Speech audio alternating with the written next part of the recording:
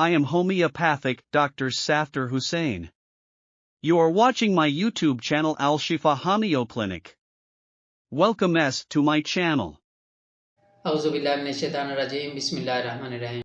आज की नई वीडियो के साथ हाजिर खिदमत हैं यूरिक एसिड और जोड़ों का दर्द।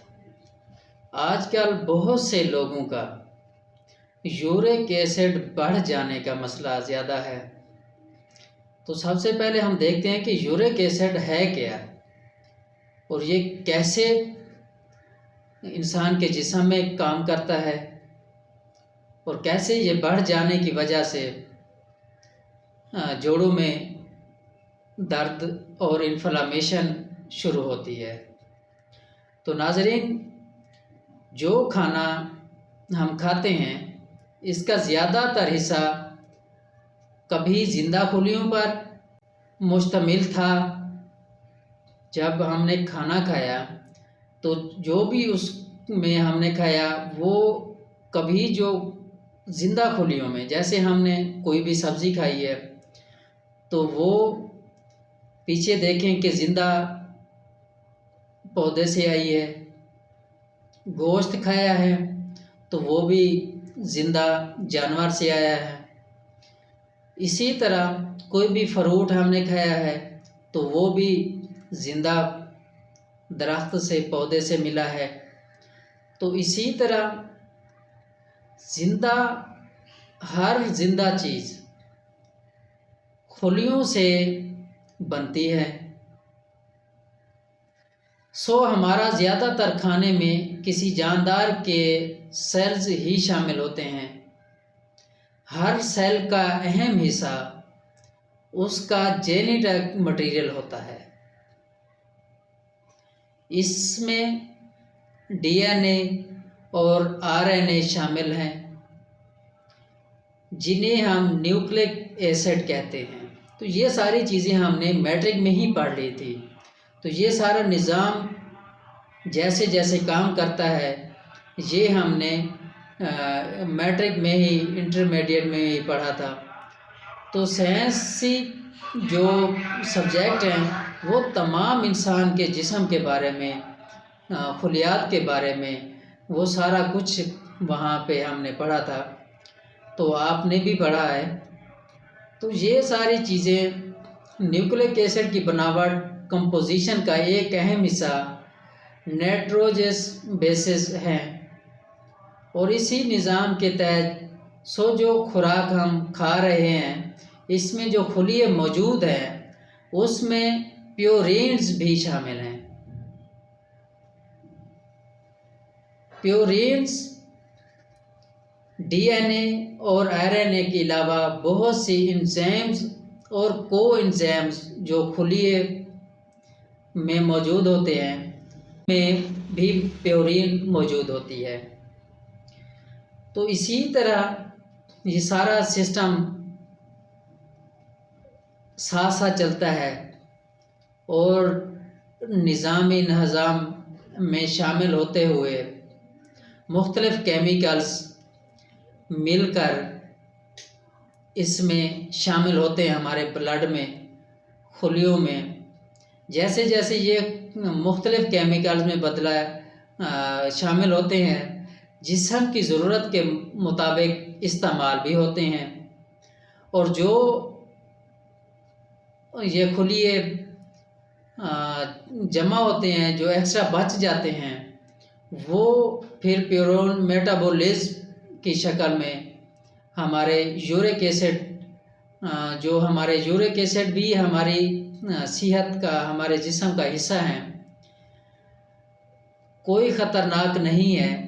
अगर हम इसे यूरिक एसिड मिलता है तो ये हमारी हेल्थ के हवाले से, हमारी सेहत के हवाले से ये कोई ख़तरनाक नहीं है। ये एक नॉर्मल इंसान में जिगर में बनने वाला यूरिक एसिड खून के रास्तों, गुर्दों तक भी पहुंचता है और फिर वहाँ से पेशाब में शामिल होकर बाहर निकलता है। मसला कब पैदा होता है? ये सारी चीज़ें तो हमारी ज़रूरत की चीज़ें हैं, लेकिन मसला कब पैदा होता है?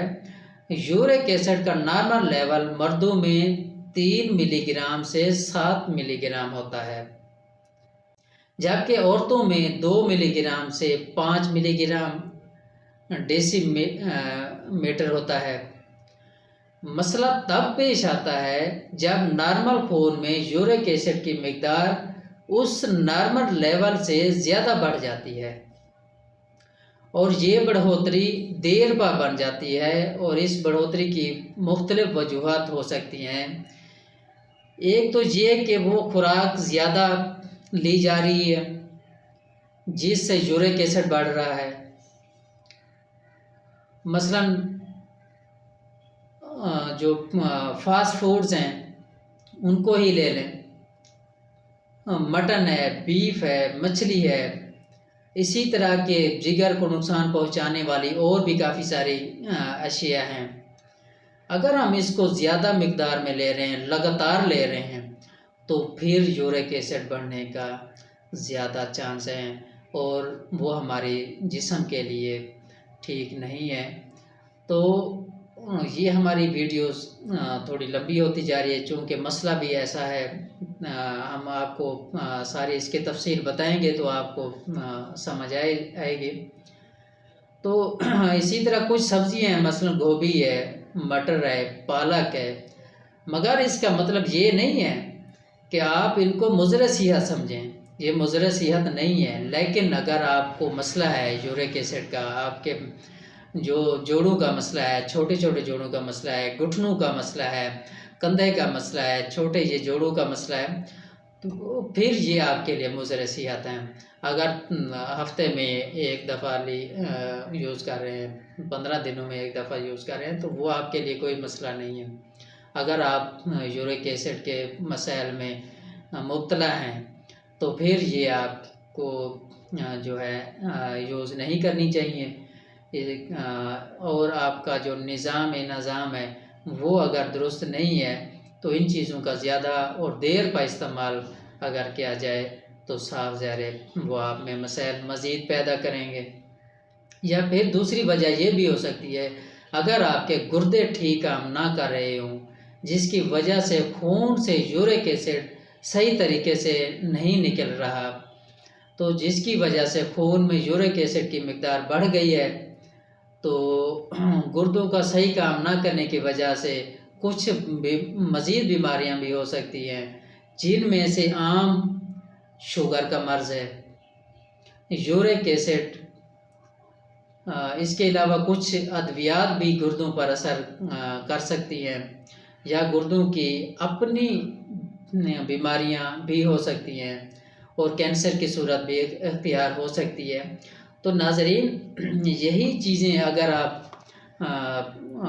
ہومیوپیتھک کے ذریعے آپ ان کو ٹریٹ دینا چاہیں تو مزید جو آنے والی بیماریاں ہیں وہ کم ہو سکتی ہیں۔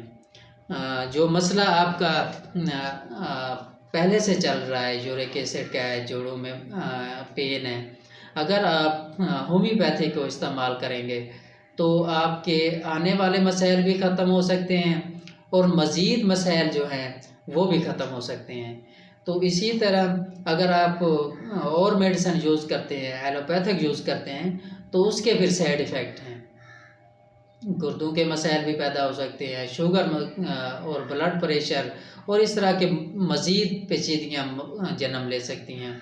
تو اسی طرح اگر آپ ہومیوپیتھک استعمال کریں گے تو آپ ان سے بچیں گے، اور یہ اگر آپ جوڑوں میں کے مسائل میں مبتلا ہیں تو یورک ایسڈ کی بہت اچھی میڈیسن ہے، جوڑوں کے اور بھی مسائل میں بھی بہت اچھی میڈیسن ہے۔ اگر آپ انہیں استعمال کریں تو آپ اپنے خاندان تک بھی یہ مسائل نہیں جانے دیں گے، اپنے آنے والے بچوں میں بھی یہ مسائل نہیں جانے دیں گے، اور آپ کا مسئلہ یہی تک رہ جائے گا اور یہ ختم ہو جائے گا۔ ہومیوپیتھک اپنائیں اور نسل در نسل صحت پائیں۔